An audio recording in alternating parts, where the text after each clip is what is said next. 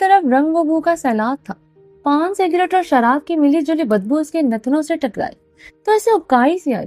وہ جلدی سے واش روم کی طرف بھاگی. 5 منٹ بعد نڈھال سے وہ باہر آئی. جگہ جگہ گندگی. کمرے میں ایک سنگل بیڈ کے علاوہ کچھ نہیں تھا. دیوار پر ماڈلز کی ننگی تصویریں چسپاں تھی. انہیں دیکھ کر اسے نئے سرے سے رونا آنے لگا. وہ اپنے جسم کو اپنے بازوؤں سے ڈھانپنے کی کوشش کرنے لگی. اس کے جسم پر کپڑے کے نام پر ایک دوپٹے کے سوا کچھ نہ تھا. اسے یہاں بند 2 دن ہو گئے تھے. وہ نہیں جانتی تھی اس کا قصور کیا تھا، لیکن یہ سزا اسے پاگل کرنے کے لیے کافی تھی. اس نے اپنے باپ کو اپنی آنکھوں کے سامنے مرتے دیکھا تھا. اس کا جسم اور چہرے پر نیل کے نشان تھے. اس نے ان دونوں میں وہ ظلم برداشت کیے تھے جو اپنی زندگی کے 18 سالوں میں نہیں کیے تھے.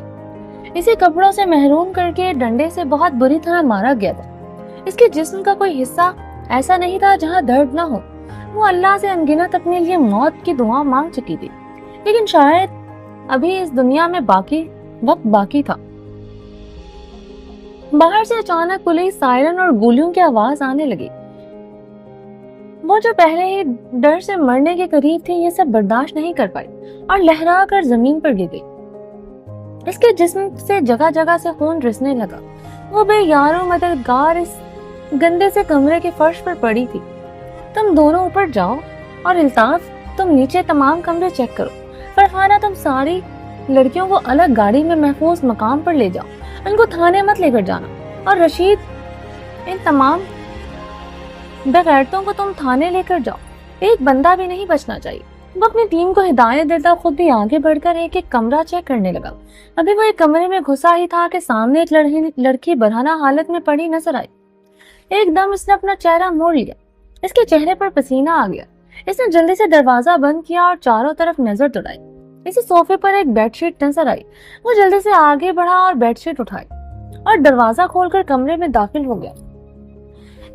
اس نے اس لڑکی پر نظر ڈالنے کی غلطی نہیں کی. اس نے بنا دیکھے اس لڑکی کے اوپر چادر ڈال دی. اب اس کا پورا جسم چادر سے ڈھکا ہوا تھا. صرف چہرہ نظر آ رہا تھا. گلابی ہونٹ، چھوٹی سی ناک، بند آنکھوں پر مڑی ہوئی پلکوں کا سایہ. وہ بے حد تحاشا حسن کی ملکہ مالک تھی. توڑی پر غم اسے اور خوبصورت بنا رہا تھا. لیکن سامنے بھی آدم خان زادہ تھا جس نے کبھی خوبصورتی سے متاثر ہونا سیکھا ہی نہیں تھا. وہ اپنے فرض اور فیملی کے لیے جان دینے والا انسان تھا. اس نے لڑکی کا گال تک تپایا. اٹھو لڑکی، ہیلو اٹھو. لیکن اس کے چہرے پر جنبش بھی نہیں ہوئی. اس نے اپنی ٹیم کو جلدی سے جگہ کلیئر ہونے پر وہاں سے نکلنے کی ہدایت دی. پھر چادر اچھے سے اس لڑکی کے گرد لپیٹ کر اسے بازوؤں میں اٹھا لیا. اس کا چہرہ بھی نظر نہیں آ رہا تھا. جس حالت میں وہ تھی اتنا تو وہ سمجھ گیا تھا یہ لڑکی اپنی مرضی سے یہاں نہیں تھی، اس لیے وہ اس لڑکی کو ذاتی طور پر خود گھر پہنچانا چاہتا تھا. وہ اسے لیے باہر نکلا تو جگہ بالکل کلیئر تھی. بس الطاف اس کے اندر انتظار میں کھڑا تھا. وہ اپنے باس کی گود میں موجود لڑکی کو دیکھ کر حیران ہوا. سر یہ کون ہے؟ اسے شکل تو نظر نہیں آ رہی تھی، لیکن اس وجود کے قد کاٹ کو دیکھ کر اس نے اندازہ لگایا کہ یہ کوئی لڑکی ہے.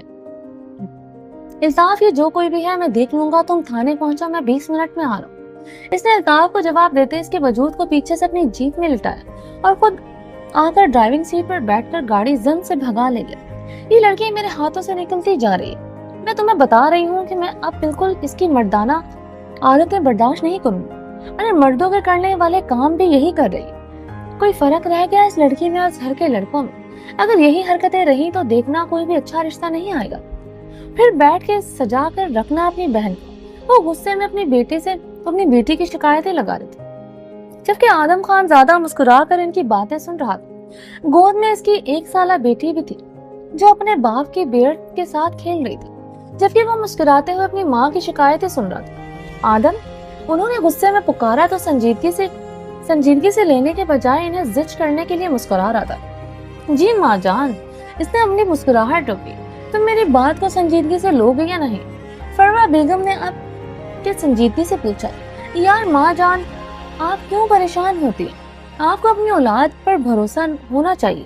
اور ویسے بھی جزا میری بہن ہے اور وہ کبھی بھی کچھ ایسا نہیں کرے گی جس سے آپ کی یا اس خاندان کی بھی عزت پر آنچ آئے. So don't worry. میں اسے سمجھا دوں گا کہ اب آپ کو شکایت کا موقع نہ دے۔ اس نے منت کو بیڈ پر لٹایا اور اپنی ماں کو کندھوں سے تھام کر بٹھایا۔ فروا بیگم نے جو اپنے جوان بیٹی کی طرف دیکھا جس کا خوبصورتی میں کوئی ثانی نہیں تھا۔ 6 فٹ 1 انچ کا قد، گندمی رنگت پر سجی خوبصورت مونچھیں اور ہلکی بیئرڈ جن کا رنگ بھی قدرتی براؤن تھا۔ ہیزل براؤن آنکھیں بالکل فروا بیگم جیسی، ان کے دل سے بے ساختہ ماشاءاللہ۔ بس ایک غلط فیصلے نے اس کو بہت سنجیدہ بنا دیا تھا، وہ صرف اپنی بیٹی کے لیے مسکراتا تھا۔ فروا بیگم نے اس کے ماتھے سے بال ہٹا کر اس کے ماتھے پر بوسہ دیا اور منت کو گود میں اٹھا لیا۔ کمرے سے چیخوں کی آواز باہر تک آ رہی تھی، لیکن وہ باہر بیٹھا سکون سے صوفے پر پیچھے سر گرائے ٹانگ پر ٹانگ رکھے بیٹھا تھا۔ 6 فٹ 2 انچ کا لمبا چوڑا شخص کسرتی جسامت، بلیک پینٹ کے ساتھ بلیک ہی ٹی شرٹ پہنے، اسٹائلش مونچھیں اور بیئرڈ، بکھڑی مغرور ناک پر پراسرار آنکھیں جیسے بہت راز دفن ہو ان آنکھوں میں۔ وہ بہت وجیح تھا، خوبصورتی میں وہ شخص بہت امیر تھا۔ آہستہ آہستہ یہ آواز مدھم ہوتی چلی گئی۔ چند سیکنڈ بعد اپنے سامنے کسی کے رکنے کو محسوس کیا۔ اس نے آنکھیں کھولی تو اس کی ہیزل براؤن چمکتی آنکھیں واضح ہوتی۔ سامنے اس کا آدمی فرجاد محسوس مسکراہٹ کے ساتھ کھڑا تھا۔ وہ سمجھ گیا، گنگناتے ہوئے وہ کھڑا ہوا۔ وہ اسی کمرے کی طرف بڑھ گیا جہاں سے چیخوں کی آواز آ رہی تھی۔ فرجاد اس کے پیچھے ہی تھا۔ وہ کمرے میں داخل ہو گیا، اپنے بھاری قدم اٹھاتے وہ ان دونوں کی طرف بڑھا جو کچھ دیر پہلے تک زندہ تھے اور خون میں لت پت زمین پر پڑے تھے، آنکھیں باہر کو ابلی ہوئی تھی۔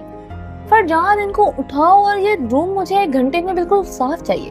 یار تمہیں پتا ہے خون خرابہ دیکھ کر میرا دل خراب ہوتا ہے۔ اور اس کے گندے کندھے پر ہاتھ رکھتا، اسے ہدایت دیتا وہاں سے نکل گیا۔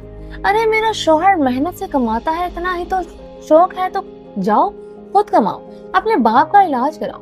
ہم نے کوئی ٹھیکہ نہیں لے رکھا تم باپ بیٹی کو پالے۔ صحن کے بیچوں بیچ وہ عورت کمر پر ہاتھ رکھے چیخ رہی تھی۔ لیکن تائی امی، اس گھر پر بابا کا بھی حصہ ہے اور بابا نے اپنے تمام جمع پونجی تایا کے دبئی جاتے وقت ان کو دے دی۔ چٹاخ چٹاخ۔ اس کے پہلے کہ وہ اپنی بات مکمل کرتی، ان کے ہاتھ کے بھاری تھپڑ اسے اپنے گال پر ہی دڑپے محسوس ہوئے۔ اس کے گال پر 5 انگلیوں کے نشان ایک ساتھ چھپ گئے۔ ارے تیری ہمت کیسے ہوئی حصہ مانگنے کی؟ تیرے باپ 2 سال سے ناکارہ ہو گئے، تم باپ بیٹی کو کھلایا پلایا کون سا حصہ مانگ رہے ہو؟ تائی جان اسے بالوں سے پکڑ کر بولی تو وہ ابھی تھپڑ سے نہیں سنبھلی تھی کہ بالوں میں سخت گرفت سے ہی ہل بھی نہیں پائی۔ امی کیا کر رہی ہیں؟ چھوڑے عقیدت کو۔ پیچھے سے اس کی ہم عمر لڑکی اپنی ماں سے اسے چھڑوا رہی تھی۔ تائی امی نے اس کے بال چھوڑے اور غصے سے اسے دھکا دیا اور کمرے میں چلی گئی۔ وہ جلدی سے اس کے پاس آئی اور اسے اٹھا کر چیئر پر بٹھایا۔ یار تم کیوں امی کو غصہ دلاتی ہو؟ جب جانتی ہو تمہاری باتوں کا ان پر کوئی اثر نہیں ہوگا، الٹا وہ تم پر ہاتھ اٹھائیں گی۔ سمرا نے اسے سمجھانے کی کوشش کی۔ تو کیا کروں میں؟ تم مجھے بتاؤ، بابا کی حالت دن بدن بگڑتی جا رہی ہے اور میں اپنے باپ کے لیے کچھ نہیں کر پا رہی۔ میں بہت بری بیٹی ہوں، بہت بری۔ وہ پھوٹ پھوٹ کر رونے لگی۔ سمرا نے اسے گلے سے لگا لیا۔ سہارا پاتے ہی وہ اور رونے لگے۔ فیاض صاحب اور ایاز صاحب 2 بھائی تھے۔ فیاض صاحب اور رقیہ بیگم کے 3 بچے تھے۔ ایک بیٹی شادی شدہ تھی، اس سے چھوٹا 27 سال کا بیٹا احمد اور سب سے چھوٹی سمرا جو 19 سال کی تھی۔ ایاز صاحب کی ایک ہی بیٹی تھی عقیدت، 19 سال کی۔ 6 سال پہلے ان کی بیوی کا انتقال ہو گیا تھا۔ انہوں نے اپنی بیٹی کو کبھی کسی چیز کی کمی نہیں ہونے دی، بہت محبت سے پالا۔ ان کی کپڑوں کی دکان تھی جسے اچھا گزر بسر ہو رہا تھا، لیکن 2 سال پہلے ان کی بیماری نے ان کی کمر توڑ دی۔ ان کے دونوں گردے فیل ہو گئے۔ انہیں اپنے علاج کے لیے دکان بیچنی پڑی، لیکن بیماری ایسی تھی کہ دن بدن وہ کمزور ہوتے جا رہے تھے۔ ڈاکٹرز بھی نا امید ہو گئے تھے۔ جزا جزا جزا، چاروں طرف سے جزا کے نام کا شور تھا۔ بلو جینز کے ساتھ یلو کلر کی کرتی پہنے، بلیک سٹالر کو مفلر کی طرح گلے میں لپیٹے، بالوں کو پونی ٹیل کی وائٹ جاگرز پہنے وہ ایک لڑکے کو بری طرح مار رہی۔ चेहरा ब्लैक मास्क से ढका हुआ था। तुम्हारी हिम्मत कैसे हुई लड़की को छेड़ने की? तुम जैसों बेगैरतों की वजह से माए अपनी बेटियों को अकेले नहीं निकलने देती। इसने अपनी जीन्स की पॉकेट से एक छोटी सी तेज छुरी निकाली जिसका साइज 3 इंच के बराबर था। वो हमेशा अपनी सेफ्टी के लिए अपने पास रखती थी। जिजा ने वो छुरी इस लड़के की आंखों के आगे लहराई। वो लड़का घबरा कर भागने लगा, लेकिन इसने टांग से पकड़कर इसे खींचा और वो दोबारा से सामने आ गया। मुझे माफ कर दो, आज के बाद कभी किसी लड़की को नहीं छेड़ूंगा, प्लीज मुझे माफ कर दो। वो लड़का हाथ जोड़े इससे माफी मांगने लगा। जिजा ने कॉलर से पकड़कर इस लड़के को एक लड़की के सामने धक्का दिया। माफी मांगनी है तो इससे मांगो। वो लड़का इस लड़की के आगे हाथ जोड़ने लगा। वो लड़की घबरा कर इसके बाद में सर हिलाकर पीछे हो गई। और ये लास्ट वार्निंग है, दोबारा तुमने किसी लड़की को छेड़ने की कोशिश की तो जिजा खानजादा दूसरी बार वार्निंग नहीं देती। Got it? उंगली दिखाकर इस लड़के को वार्न किया और अपने बालों को झटक कर मुड़ी। जमीन से एक अपना बैग उठाया और चल दी। लड़कियां तो लड़कियां, लड़के भी इससे पटाखा को आंखें फाड़ कर देख रहे थे। वो लड़की और इस लड़की को लिए अपने फ्लैट पर आ गया। इसे एक कमरे में लाकर बेड पर लेटाया। इसे ले तो आया था, अब वो समझ नहीं पा रहा था कि क्या करना चाहिए, क्योंकि जब तक वो होश में नहीं आ जाती इसके घर का एड्रेस मालूम करना मुश्किल था। इसने जल्दी से एक कॉल मिलाई और दूसरी बेल पर ही उठा ली गई। इसने एक दो बातें फिर से आने का कहा कि कॉल काट दी गई। वो बाहर आकर सोफे पर बैठकर इसका इंतजार करने लगा। 5 मिनट ही गुजरे थे कि दरवाजे पर बेल बजी। इसे पता था कौन है, इसलिए दरवाजा खोल दिया। थैंक गॉड फरी, तुम आ गई। अपना एक सूट लाई हो ना? इसने दरवाजा खोलने के साथ पूछा। हाँ लाई हूँ। कहाँ है वो लड़की? वो आदम, तुम मुझे ये बताओ, आज से पहले तो तुम इस तरह किसी को यहाँ नहीं लेकर आए, आज क्यों लाए? फरी ने मशकूक नजरों से इसे देखते पूछा। यार ये सब मैं तुम्हें बाद में बताऊंगा, मुझे अभी जाना है। जब तक मैं नहीं आ जाता तुम यहीं रहना और इसे चेंज करवा के इसका चेकअप कर लेना। मैं चलता हूँ, बाय। वो जल्दी से इसे हुक्म देकर चला गया। शायद इसे सवालों से बचने का यही तरीका था। ये एक छोटा सा अपार्टमेंट था जिसके 2 ही कमरे थे। छोटा सा टीवी लाउंज जहाँ एल शेप के एक सोफा था। वो कदम कदम चलती आदम के बेडरूम में आई। बेड पर सफेद चादर में लिपटी लड़की को देखा। इसकी हालत देखकर इसे अपनी आंखों पर यकीन नहीं आया। इतने जख्म एक लड़की के जिस्म पर जिसकी उम्र मुश्किल से 17-18 साल से ज्यादा नहीं थी। इससे बहुत अफसोस हुआ। लिबास से तो वो पहले ही महरूम थी। फरी ने जल्दी से इसे कपड़े पहनाए और टॉवल गीला करके इसका चेहरा साफ किया। जल्दी से इसका चेकअप करके कॉल करके मेडिसिन और ड्रिप मंगवाई। इसे ड्रिप लगाकर किचन में चली गई ताकि कुछ लाइट सा बना सके। सूप बनाकर जब वो कमरे में आई तो वो लड़की आंखें खोले छत को घूरने में मसरूफ थी। हेलो प्यारी लड़की। फरी ने इसके पास जाकर इसे पुकारा, लेकिन इसने कोई जवाब नहीं दिया। फरी को हैरत हुई, क्या इसने सुना नहीं? फरी ने दोबारा पुकारा, तब भी इस लड़की में कोई जंबिश नहीं हुई। फरी को तशवीश हुई। इसने धीरे से इसके बाजू पर हाथ रखा। छोड़ो मुझे, प्लीज मुझे मत मारो। अम्मी बचाओ, प्लीज मुझे छोड़ो, हाथ मत लगाओ। वो पागलों की तरह खुद को छुड़ाने लगी। हाथ से ड्रिप निकाल कर फेंक दी। कभी अपने हाथ साफ करती तो कभी अपने बाल नोचती। वो कोई पागल ही लग रही थी। फरी को चंद सेकंड लगे थे पूरे मामले को समझने में। वो एक डॉक्टर थी, कई बार इस तरह के पेशेंट आ चुके थे इसके पास जो बहुत बुरे ट्रॉमा से गुजर रहे थे। इसने जल्दी से इस लड़की को पकड़कर काबू किया और नींद का इंजेक्शन इसके बाजू में इंजेक्ट किया। थोड़ी ही देर में वो कुनूदगी में जाने लगी। फरी ने इसे आराम से बेड पर लिटाया और कमरे से बाहर आ गई। वो आदम का इंतजार करने लगी। इसे ये बहुत पेचीदा मामला लग रहा था। सर माफ कर दीजिए, आइंदा मैं कभी ये गलती नहीं करूंगा, मुझे नौकरी से मत निकालिए। वो शख्स अपने बॉस के आगे गिड़गिड़ा रहा था। रशीद साहब, इनको बाहर का रास्ता दिखा दे और जो भी इनका हिसाब बनता है कर दीजिए। मेरे काम के साथ धोखा करने वालों को मैं दूसरा मौका नहीं देता। वो कहकर अपनी फाइल पर झुक गया। रशीद साहब इस आदमी का हाथ पकड़े जबरदस्ती बाहर ले गया। छोड़ो मुझे, सर से बात करने दो। वो अपने आप को छुड़वाने की कोशिश करने लगा। पागल हो गए हो? शुक्र करो इन्होंने तुम्हारे खिलाफ FIR दर्ज नहीं करवाई। सिर्फ तुम्हारी उम्र और तुम्हारे मासूम बच्चों का सोच लो। तुमने कैसे इनके साथ धोखा किया।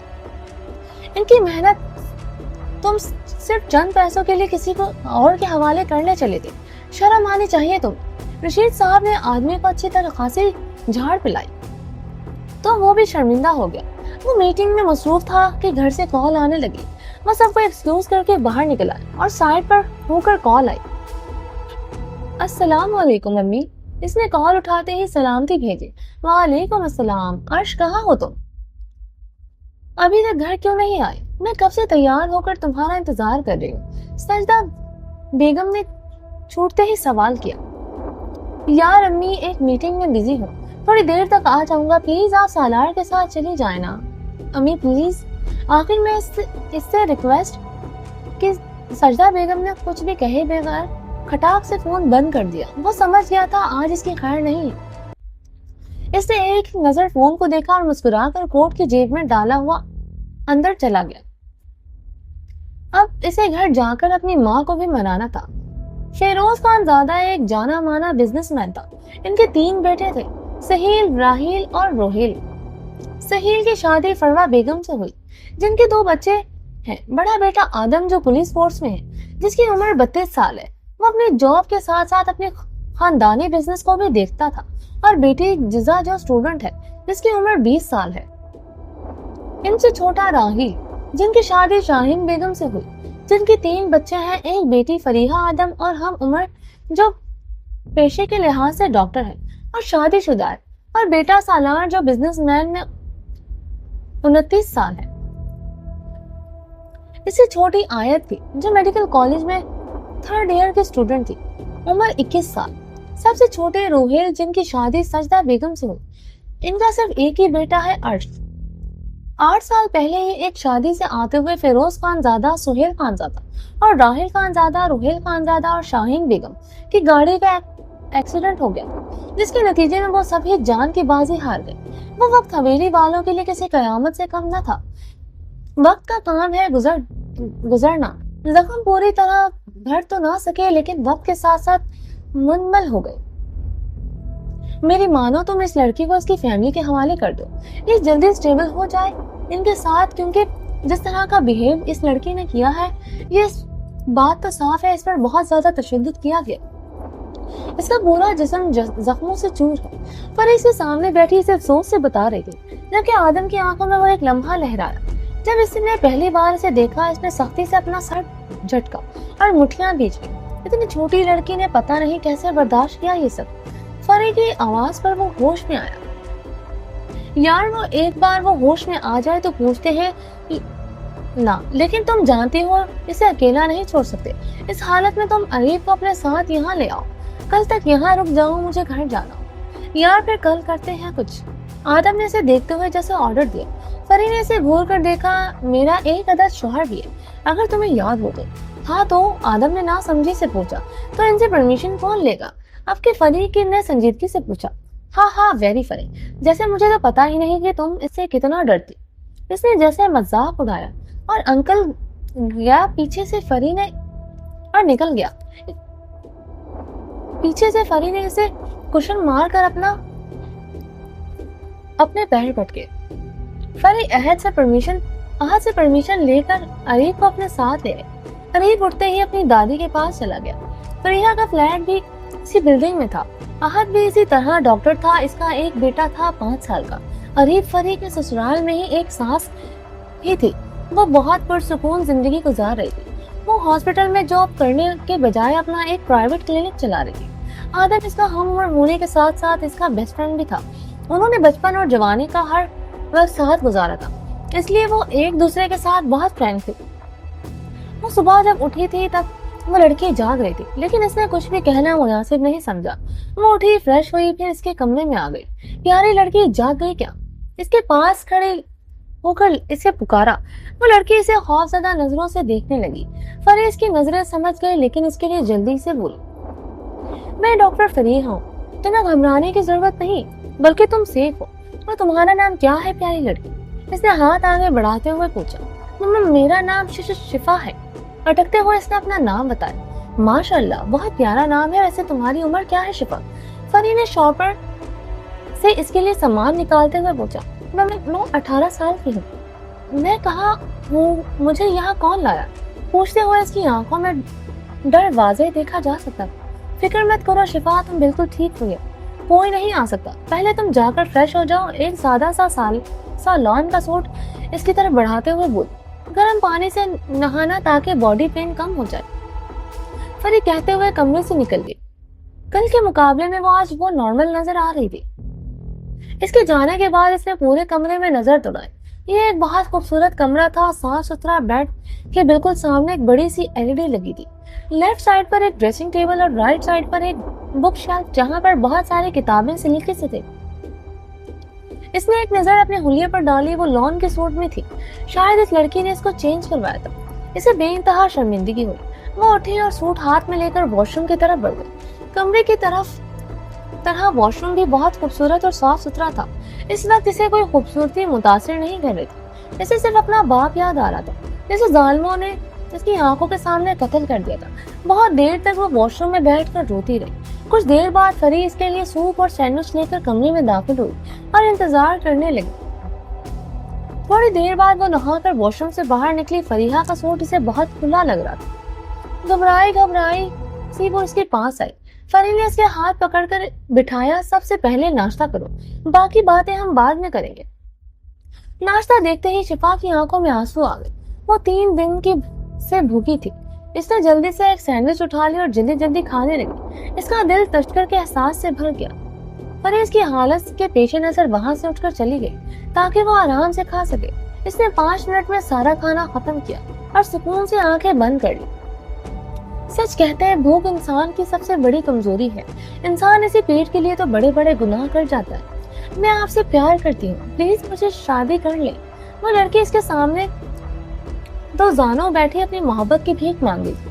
وہ بے حس بنا اسے دیکھتا رہا۔ 2 قدم چلتا اس کے پاس آیا اور جھکا، اس لڑکی کا بازو پکڑ کر اٹھایا۔ تم اگر دنیا کی آخری لڑکی بھی ہوئی تب بھی میں تم جیسی لڑکی سے شادی کبھی نہیں کروں گا۔ اس کی آنکھوں میں سامنے موجود لڑکی کے لیے حقارت سے کے سوا کچھ نہ تھا۔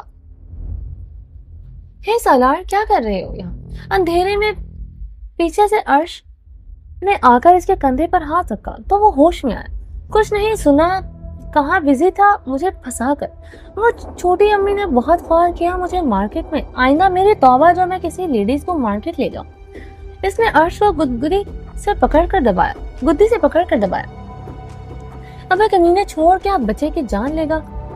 ابھی تو مجھے دلہا بننا ہے، تجھے چاچا بنانا ہے، اپنی ماں کو دادی بنانا ہے۔ اپنی بیوی اس سے پہلے کہ اس کی دائیاں سالار کے کان پکاتی، اس نے زور سے ایک تھپڑ اس کی پیٹھ پر مارا، اور وہاں سے بھاگ گیا۔ سالار کے بچے، تجھے گنجا کر دوں گا، میرے ہاتھ لگ۔ وہ دونوں بھاگ رہے تھے، سالار آگے اور عرش اس کے پیچھے تھا۔ دنیا کے سامنے سنجیدہ اور خڑوس نظر آنے والے وہ دونوں جب ایک دوسرے کے ساتھ ہوتے تو بالکل چھوٹے بچوں کی طرح ایک دوسرے کو تنگ کرتے تھے، ایک دوسرے میں جان بستی تھی۔ ان کی اگر ایک کو ہلکا سا بخار بھی ہو جائے تو دوسرا پوری رات جاگتے گزار دیتا۔ عرش خان زیادہ سحر انگیز شخصیت کا مالک تھا۔ اس کی پرسنالٹی میں ایک ٹھہراؤ تھا۔ قد کاٹ میں سارے خان زیادہ ہی امیر تھے۔ 6 فٹ 1 انچ کا قد، راہل جیل سے سیٹ کیے ہوئے بال، ہلکی بیئرڈ، گالوں میں پڑتا گڑھا اسے بہت منفرد بناتا تھا۔ کیا ہو رہا ہے یہاں؟ نہ جانے وہ کب تک بھاگتے۔ آدم کی گمبھیر آواز پر دونوں کے قدم رکے۔ وہ دونوں ایک دوسرے کو کھا جانے والی نظروں سے دیکھا۔ دونوں شرافت سے میرے کمرے میں آؤ، کچھ بات کرنی ہے۔ وہ ان کو حکم دیتا گھر کے اندر بڑھ گیا۔ وہ شاید ابھی ڈیوٹی سے لوٹا تھا۔ پیچھے دونوں شرافت سے اس کے پیچھے بڑھ گئے۔ کل رات تم کہاں تھے سالار؟ آدم پولیس یونیفارم میں ان کے سامنے ٹانگ پر ٹانگ رکھے بیٹھا سنجیدگی سے سالار سے پوچھ رہا تھا۔ عرش نے بھی سالار کی طرف دیکھا جب معصوم شکل بنائے ان کے سامنے بیٹھا تھا۔ میں تو کل تھوڑا کلب گیا تھا بھائی، بور ہو گیا تھا روز کی میٹنگ سے۔ اس نے مسکین شکل بنا کر آدم کو جواب دیا تو اسے گہری نظروں سے دیکھ رہا تھا۔ عرش نے مسکراہٹ دبائی کیونکہ ایک وہی تو حقیقت سے واقف تھا۔ فہد ملت والی ڈیل کا کیا بنا؟ اب اس کا رخ عرش کی طرف تھا۔ وہ اپنی ڈیوٹی کے ساتھ ساتھ اپنے خاندانی بزنس کو بھی دیکھتا تھا۔ جی بھائی، ساری فائنل پریزنٹیشن ریڈی ہے، کل ان کے ساتھ میٹنگ ہے، انشاءاللہ یہ ڈیل ہمیں ہی ملے گی۔ عرش سنجیدگی سے اسے بتانے لگا، آئی نو، ایسا ہی ہوگا، اب جاؤ اپنے کمرے میں آرام کرو۔ وہ فری کے کال کرنے پر دوپہر میں فلیٹ پر گیا تھا۔ جس طرح وہ لڑکی کھانا کھا رہی تھی، دروازے سے باہر کھڑا وہ دیکھ رہا تھا۔ اس کی حالت دیکھ کر آدم کا دل کٹ کر رہ گیا تھا۔ وہ جزا اور آیت سے بھی چھوٹی تھی۔ تھوڑی دیر بعد آدم خان زادہ سفید شلوار قمیض سے پہنے سنجیدگی سے اس کمرے میں موجود تھا۔ شفا खौफजदा सी फरी से लग कर बैठी थी। शिफा, बच्चे घबराने की जरूरत नहीं है, ये मेरा भाई है, ये पुलिस वाला है, यही तो मैं यहाँ लेकर आया। इसकी बात पर शिफा की आंखें हैरानगी से फटी की फटी रह गई।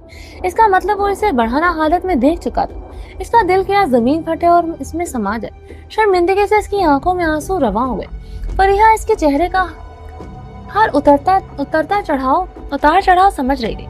शिफा, अब तुम अपने घर का एड्रेस बताओ, हम तुम्हें तुम्हारे घर सही सलामत छोड़ कर आएंगे। फरी ने इसे हौसला दिया, लेकिन घर के नाम पर वो हिचकियों से रोने लगी। फरी ने इसका हाथ थाम कर दबाया। जाने क्यों इस लड़की की आंखों में आंसू आदम से बर्दाश्त नहीं हो रहे थे। मम्मा, मेरा एक कोई घर नहीं है, वो हिचकियों के दरमियान बोली। कोई तो घर होगा जहां आप रहती थी पहले। अब आदम खानजादा ने संजीदगी से पूछा। इसकी गहरी आंखें इसकी एक हरकत को नोट कर रही थी। मेरी अब्बू मेरे सामने मार दिया। वो फुट फुट कर रोने लगी। मेरा कोई नहीं, मैं अकेली रह गई। मेरे सौतेले मामू ने मुझे कोठे पर बेच दिया। इन लोगों ने मुझे बहुत मारा। मुझे बहुत दर्द हो रहा है। अभी तक वो हिचकियों में इन्हें सब बताती चली गई। आदम खानजादा को अचानक घुटन का एहसास होने लगा। इसने जोर से आंखें मींची तो वही लम्हा दोबारा इसने अपनी आंखों के सामने लहराता नजर आया।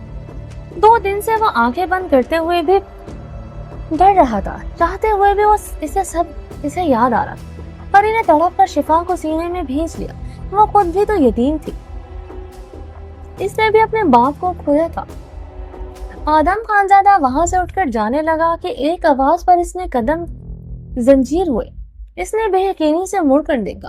आप मुझसे निकाह कर ले। वो नजरें झुकाए इससे अपने लिए पनाह मांग रही थी।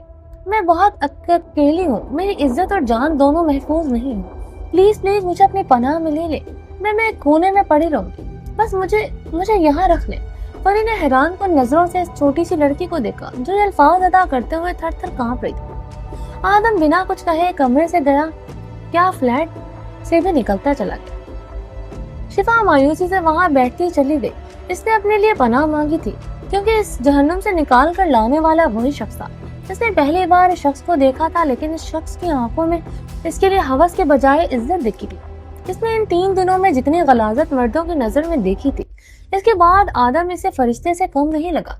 वो बस एक छत चाहती थी। वो दुनिया में अकेले सरवाइव करने की से डरती थी। वो जानती थी अगर वो इससे महफूज मकाम से निकली तो इसकी इज्जत महफूज नहीं रहेगी। फरी आगे बढ़ी और इसे थाम कर बेड पर बिठाया। प्लीज आप ही मुझे यहाँ से मत निकाले, मुझे भी मार देंगे वो लोग। मेरी इज्जत महफूज नहीं है। बाहर प्लीज मुझे बचा ले, मैं कहीं जाना नहीं चाहती। मैं सारा काम करूंगी, मैं एक कोने में पड़ी रहूंगी। प्लीज मुझे मत निकाल। शिफा इस वक्त इतनी डरी हुई थी, इसे खुद पता नहीं था वो क्या कह रही। फरी को इस लड़की पर बहुत तरस आया। सांस लगाकर पीठ सहलाने लगी। हम तुम्हें कहीं नहीं भेजेंगे, फिक्र मत करो, रिलैक्स, बस सब ठीक है। वो इसे तसल्ली देने लगी। अभी वो तैयार होकर ऑफिस के लिए निकल रहा था। इसे पास से गुजर कर जिजा खानजादा इसे पूरी तरह इग्नोर करके पूरी शान से जाकर अपनी बाइक पर बैठी और बाइक हवा में उड़ाती हुई निकल गई। इसे पीछे से बड़े अम्मी की आवाज बाहर तक आती सुनाई दी, जो जिजा को इसकी हरकतों पर सलवाते सुना रही थी। वो भी सर झटक कर अपनी गाड़ी में बैठा और निकल गया। अभी वो आधे रास्ते में था कि इसे अपने बंदे की कॉल आई। ठीक है, तुम इसे वहां रखो, अच्छे से खातिरदारी करो, मैं 2 घंटे में फ्री होकर आता हूँ। वो ऑफिस पहुंचा तो अर्श इसी का इंतजार कर रहा था। दोनों मीटिंग रूम में चले गए। मीटिंग के बाद सब एक दूसरे को मुबारकबाद दे रहे थे। ये डील खानजादा इंडस्ट्रीज को मिली थी। सालार अर्श को एक मखसूस इशारा करता वहां से निकल गया। अर्श ने समझकर सर हिलाया। वो जब से आया था अपने कमरे में विंडो पर खड़ा किसी गहरी सोच में था। अपनी पहली शादी की नाकामी के बाद वो दोबारा शादी का सोचना भी नहीं चाहता था। अब इसकी जिंदगी का मकसद सिर्फ अपनी फैमिली और मन्नत का ख्याल रखना था। लेकिन वो उस लड़की का एक जुमला इसे हथौड़े की तरह लग रहा था। आप मुझसे निकाह कर ले। वो नजरें झुकाए इसे अपने लिए पनाह मांग रही थी। मैं बहुत अकेली हूँ मम्मा, मेरी इज्जत और जान दोनों महफूज नहीं। प्लीज प्लीज मुझे अपनी पनाह में ले। मैं कोने में पड़ी रहूंगी, बस मुझे यहाँ रख ले। इसके कानों में बार बार वही अल्फाज गूंज रहे थे जो इस लड़की ने कहे थे। इसने सख्ती से आंखें मीची। वो कम से कम भी इस 14-15 साल छोटी थी। आंखें बंद करते ही वो ही नाजुक लम्हा इसकी आंखों में लहराया। इसने गुस्से से पास टेबल पर पड़ा बांस हाथ मारकर गिरा दिया। وہ چاہ کر بھی وہ لمحہ بھول نہیں پا رہا تھا. کاش اس دن اس کمرے میں گیا ہی نہ ہوتا. اللہ معاف کر دے مجھے. رات کے 3 بج رہے تھے. وہ واش روم گیا اور وضو کر کے جائے نماز پر بیٹھ گیا. آج پھر کمرے میں وہی چیخ و پکار مچی تھی. آہستہ آہستہ وہ چیخ عجیب و غریب آواز میں بدلتی جا رہی تھی. آج بھی وہ باہر بیٹھا صوفے پر سر گرائے ان آوازوں کو سکون حاصل کر رہا تھا اور فرجاد اس کمرے کے باہر کھڑا ان آوازوں کے ختم ہونے کا انتظار کر رہا تھا. تھوڑی دیر بعد آواز مدھم پڑنے لگی اور بالکل ختم ہو گئی. سر ہو گیا کام. فرجاد اس کے پاس آ کر بولا. اس کی آنکھیں چمکی اور اٹھا اپنے بھاری قدم اٹھاتا اس کمرے میں داخل ہو گیا. یار فرجاد آج بڑی گندی بدبو آ رہی ہے. مزہ نہیں آیا. ایاز جلدی صاف کرو یہ سب. وہ بڑے دوستانہ انداز میں فرجاد کو بولتا نکل گیا. باہر نکل کر دیکھا تو فون بج رہا تھا. اس پر چمکتا نام دیکھ کر وہ سمجھ گیا اس کی خیر نہیں. جلدی سے فون سوئچ آف کرتا جیب میں ڈال کر وہاں سے نکل گیا. صبح پولیس یونیفارم میں تیار سر ناشتے کی ٹیبل پر آئے جہاں فروا بیگم، سجدہ بیگم، عرش اور جزا بیٹھے ناشتے میں اس کا انتظار کر رہے تھے. جزا منت کو ٹیبل پر بٹھائے کھیل رہی تھی جبکہ آیت آج بھی غائب تھی کیونکہ اس کی کلاسز